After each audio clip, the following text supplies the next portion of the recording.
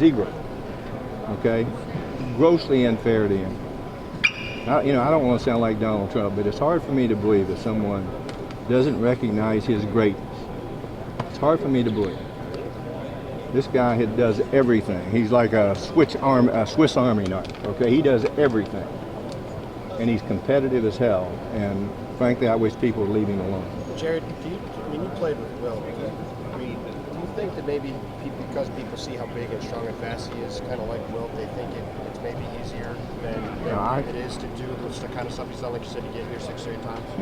I really couldn't get into that. I don't know. I just know that Will Chamberlain played the game at a level that few had ever played the game. When you heard that he was reading your book, was that flattering? Was that interesting? Well, what was your reaction? I know him, okay? Yeah.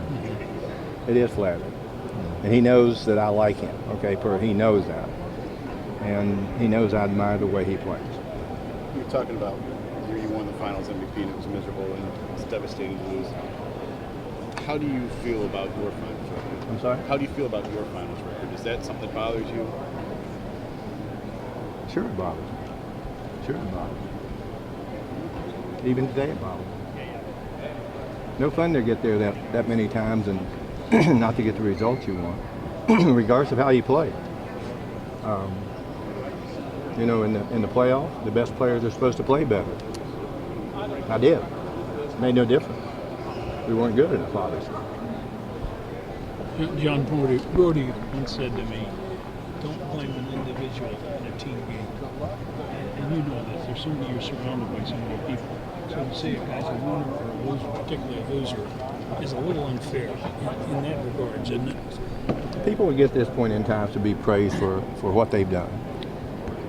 It's just so easy to point. And the social media, the press, everyone looking for a different story, everyone looking for a different angle.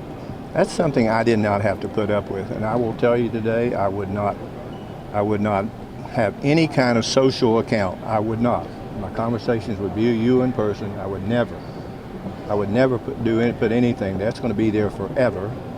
And sometimes when you're down and when you're irritated, you might say something that you'll regret later in life. And I would not do that, period. I would not.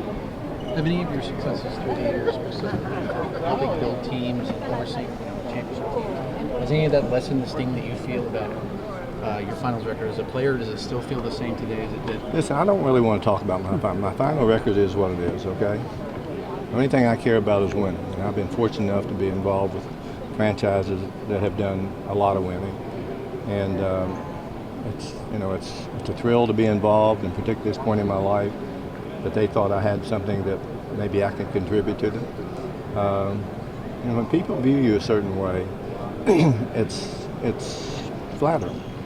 And I don't want compliments. I don't see compliments. I don't want them, period. That's not who I am at all, period. And the thing that means most to me is to